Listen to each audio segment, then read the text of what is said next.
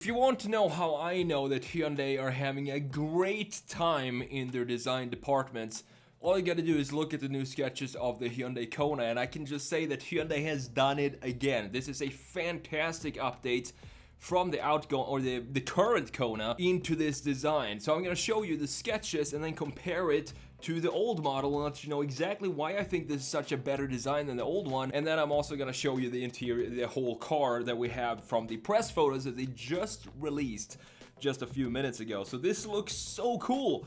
Have a look at these sketches here, and what I like about this new Kona is that they decided to go with a different front fascia depending on which type of Kona you buy. So you can see here that we have the Kona Electric, then we have the Kona N-Line, and then we have the regular Kona front fascia here. I'm gonna show you what this looks like in real life in just a minute. I don't know what it is with Hyundai these days. They just seem to be nailing every single design that they come out with. So look at this, for example. Now we have the headlights being far out in the very far end of the front face, and this looks like this is, what is this? The regular Kona. It still looks super beefy. The regular Kona did not have the fenders of the wheels being painted. You do have that in the electric and in the N-Line though, but this still looks super cool, and I love that they have this integration of a light bar in the front end. This is pixelated also in the production version. I think it's one of these things. How do we create an identity for the brand? Let's just add a pixelated light bar in the front face and call it a day. And that's what I think a lot of companies are doing these days. They're simplifying the design. And also look at this line, the shoulder line, the chrome trim piece that goes in and up through the C-pillar or D-pillar and then continues across here and then down, of course, same thing on the other side. We also have this very simplistic light bar in the rear end, which ties it together to the front end as well, with these lines that we have in the side of the rear end as well, connecting to the front. As you can see right here, we have a similar approach to the design front and back, and it connects everything together. I also like that they included, this is also a typical Hyundai line right here, and it creates almost like a forward motion, everything pointing forward. It's if you look at it from a side view, it feels like this car is moving forward even though it's just standing still. Here you can see that more clearly when you have this side view sketch. Beautiful sketch, by the way, and I like that they have this zigzag pattern in the middle of the car, also connecting now this line going up and connecting to this piece. Just a beautiful design, line flow coming together. You might call this overstyled, but I don't think it is, because everything has a purpose and everything is connected to something else. So there is a line flow going on here that you don't rarely see in cars like this when it's so much going on. So let's have a look at the real car and what that looks like. So here we have the entire lineup. You can see that we have the regular Kona to the left, we have the Kona Electric in the middle, and then we have the N-Line up here. And I'm so thankful that they decided to go with an internal combustion engine with dual exhaust. But it looks like in the sketch at least it's gonna have some bazooka exhaust. I doubt this will make it into production. They're probably gonna be a lot smaller than that. But for the sake of this sketch, it looks really cool. Let's have a look at what's going on here. Since the Kona Electric doesn't necessarily need a lot of cooling in the front end, Hyundai said that they developed this car primarily to be electric, and then they decided to retrofit internal combustion engine technology into this package. So that's why I'm really grateful that they decided to go with an N-Line with an internal combustion engine. There's also gonna be a hybrid later on. But here you can clearly see the different designs of the regular Kona with the non-painted fenders right here. Then you have the Kona Electric with the painted fenders, and of course you have the N-Line, a lot sportier. We have some winglets in the lower part and a bigger grille obviously than we have in the electric version right here.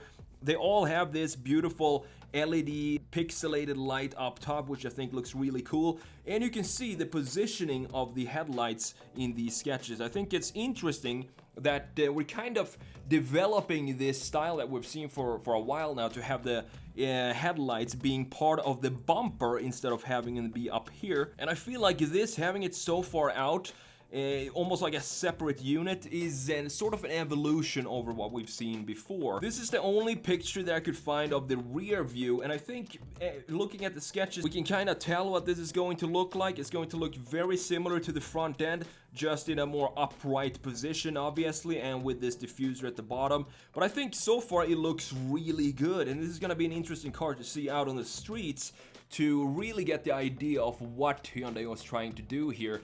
Looking at the interior, I think the interior feels pretty solid for what it is. It is a Kona, it's not an, luxury car, but we still have the one single display right here, which I think it's fine probably, in this segment of car. Not sure that it's integrated properly. You can see that the dash it doesn't really have the nice integration that I want to see from the infotainment and the gauge cluster, but still it looks pretty good and cozy in here, and definitely somewhere I would want to be for an extended period of time. Now I want to show you the comparison between the new Kona and the old Kona, designed by none other than Luke Donkerwolke, the man who designed the Lamborghini Diablo, the Gallardo, and the Murcielago.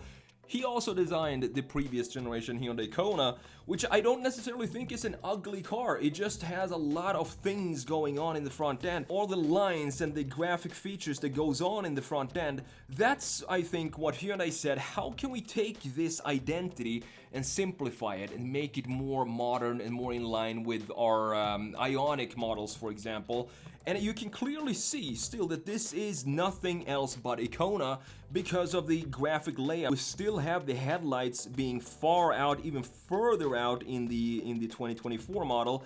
And then these daytime running lights up here, which looks maybe a little out of place in this design. They decided to just simplify it. Why not connect it with our pixelated LED lights and turn it into this design, which I think looks really cool. I think it's an interesting translation from the old into the new, because it's a completely new design, as you can see, but you can still feel that this is nothing else but a Kona, and I think that has a lot to do also with the proportions. This is a lot bigger than the old Kona. I think it's 6 inches longer, and then we have more of these lines that kind of connects the overall design, whereas in the old one I think they were a little too randomized, and this I would probably call a little overstyled, but this almost had the same kind of number of lines in the side, but they have more of a connection to each other, creating a more congruent design no matter where you look at this car from. Hyundai is definitely on a roll when it comes to design, and I've said this so many times before, and I'm gonna say it again.